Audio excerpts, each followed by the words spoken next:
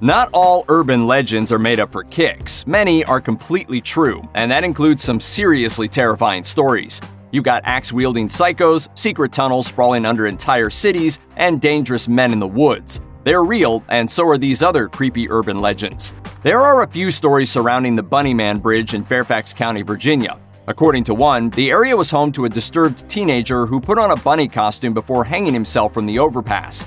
In standard urban legend fare, he haunts the bridge and disembowels trespassers with an axe. However, Brian Conley, a local historian, found that the Bunnyman has a basis in truth. Conley says the legend is actually told all over the Virginia, Maryland, and D.C. area. The whole region echoes with tales of a man in a white bunny suit. Silly rabbit. Tricks are for kids. That was enough to make him wonder if there was something to it, and when he started combing through newspapers, he found the origins of the tale. In 1970, an Air Force cadet reported being in a car with his fiancée when a man in a white bunny suit jumped out of the bushes, yelled at them, and hurled a hatchet through the car window. They weren't hurt, but 2 weeks later, a security guard came across the same bunny man, hacking away at the roof supports of a new house. There was a major investigation, but police never found out who was in the costume, and he never appeared again. This one is most common in big cities like New York, but you can find variations on it all over. Supposedly, rats live in the sewers, and it's entirely possible that one will just swim up some pipes and end up in someone's toilet. The lucky victims will just open the lid to find a rat treading water there. The unlucky ones will be sitting on the toilet when it happens. It sounds unlikely, but it's completely and terrifyingly true. The Seattle Times even ran a 2016 piece warning readers what to do when a rat made an appearance in their toilets. It happens way more than anyone would think. The King County Public Health Department answers between 50 and 80 rat and toilet occurrences each and every year. Experts say the rats are trying to get into a kitchen or drain where they smell food, but since the toilet is the easiest access to a home, that's usually where they pop up. Here's another pretty familiar urban legend with a healthy dose of cautionary tale thrown in. It involves a man plummeting to his death outside the building where he works. It turns out the man was a lawyer who was awfully fond of demonstrating just how strong the windows in his building were by throwing himself at them dozens of floors up. One day, the window breaks, and that's it for the unfortunate overconfident attorney. Who would do that? Torontoists say this man was real. His name was Gary Hoy, and he had a weird habit of slamming against the windows of his office at Toronto's TD Centre. On one July day in 1993, he did it in front of a group of visiting students. The window popped out of the frame and Hoy popped out of the building. He fell 24 stories, and while it's unclear exactly why he thought any of this was a good idea, it did have consequences for his coworkers.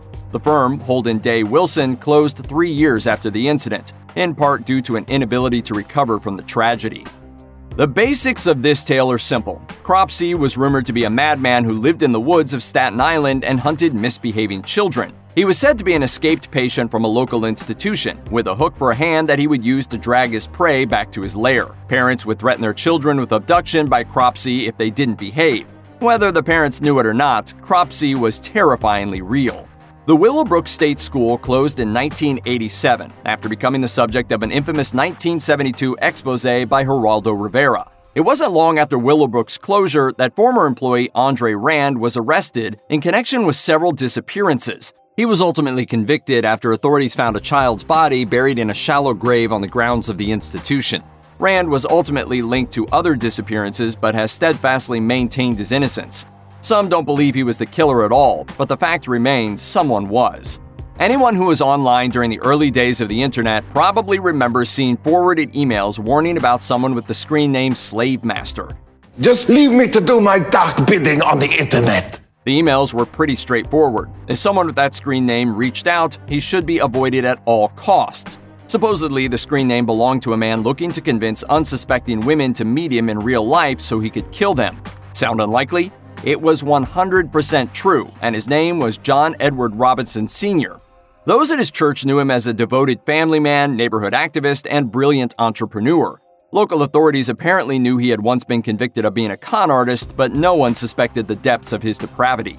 Upon investigation, it was discovered he had a long history of horrible behavior before he even adopted his slave master identity. He was ultimately linked to the disappearance of a number of women, including a Polish college student and a 27-year-old home care nurse. Finally, a 34-year-old woman he targeted called the police. When they searched his home, they found bodies sealed in 55-gallon metal barrels. Robinson had beaten his victims to death, and although it's unclear just how many women he murdered, police did find more bodies that he'd been keeping for years. The story starts with someone settling into a hotel room and noticing a strange smell. They might complain, they might not, but they always spend a few days in the room before the smell gets so unbearable they investigate fully. It's only then they find the dead body under the mattress. This isn't just true, it happens with terrifying regularity. Each time, guest complaints led to a complete search of a hotel room and the discovery of a dead body. The stories are surprisingly varied. The first body was Gary Smith, a car thief poisoned and strangled by his associates, then left under the bed of a New Jersey motel room that was rented about 4 times before he was found.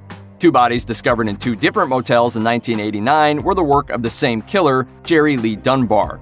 In 2003, a man spent 3 nights in a Kansas City room before the smell became so unbearable he checked out. When the room was cleaned, a man in an advanced stage of decomposition was found under the mattress. In short, if something smells in your hotel room, ask for a cleaning sooner rather than later. Urban legend says there's a horribly disfigured creature that wanders the forests and highways around Pittsburgh. Sometimes he's called the Green Man, sometimes he's called Charlie No-Face, sometimes he's even called the Monster of Beaver County. All of these names are awful because he was actually a very sweet man named Ray Robinson. In 1919, 8-year-old Robinson had an accident that changed his life forever. He was climbing a trolley trestle when he touched a live power line and was electrocuted. He lost one hand and his face was melted. He grew up incredibly isolated, and at night he liked to walk the local highways. Even into the 21st century, teens cruise the highways looking for the Green Man. But those who grew up in the area in the 1960s actually found him. Some were incredibly cruel to him, and others made a friend who changed their lives. Robinson liked to chat with the kind ones, talk baseball, and drink beer. Documentary writer Tisha York interviewed hundreds who met him and summed him up like this: "People were just so cruel to him, and he never understood why. Underneath it all was this beautiful, kind man." Robinson died in 1985, but his legend lives on. Here's the terrifying story. Someone goes on vacation, then comes back and starts suffering severe headaches or earaches not long after. The cause? Bugs crawled into the hapless vacationer's ears and nestled in their brain. Sorry, but this one isn't just true, it's happened a couple of times. In 2013, Rochelle Harris returned to Britain from a holiday in Peru. When she started hearing scratching noises, she was a little worried. It got worse when the headache started. When she woke up with a mysterious liquid on her pillow, she decided to seek medical attention for what she thought was an ear infection. The truth?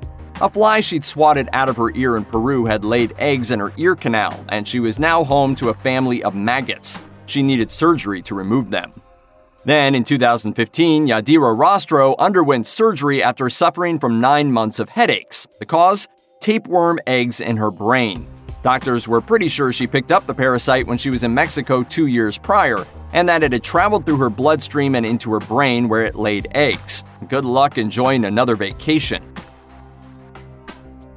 It's part urban legend, part crime drama trope. It's the one about the serial killer who almost gets away with murder by feeding the bodies of his victims to pigs. Then I hear the best thing to do is feed them to pigs. You've got to starve the pigs for a few days. It's used in a lot of fiction, and it's happened a lot in real life.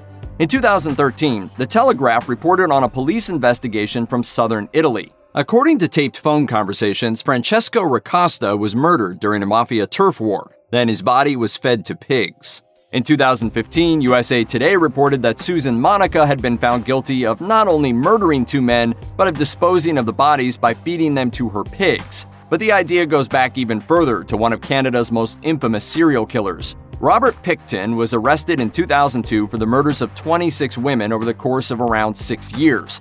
Most were snatched off the streets of Vancouver, and according to the testimony of those who knew him, he bragged of killing dozens of women and disposing of their bodies by feeding them to his pigs. Thousands of DNA samples were ultimately recovered from his farm. Sometimes the most terrifying Halloween stories are the true ones. Take, for instance, the tale of a very realistic-looking decoration. It's so realistic, in fact, neighbors eventually call the police to come check it out. It's only after days of sitting in plain view that someone realizes it's an actual body. It's happened a few times. The first incident was in 1990 when a 17-year-old Halloween hayride worker accidentally hanged himself along the route of the attraction. He was supposed to be portraying a hanged man when he was strangled by the prop rope. Then in 2005, NBC News reported that a woman committed suicide by hanging herself from a tree along a fairly busy Delaware roadway.